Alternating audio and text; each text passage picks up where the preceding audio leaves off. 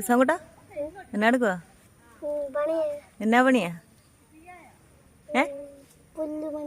പുല്ലുപണിയോ? ഇന്നെന്നെ പ്രത്യേകത വല്ലതും ഉണ്ടോ?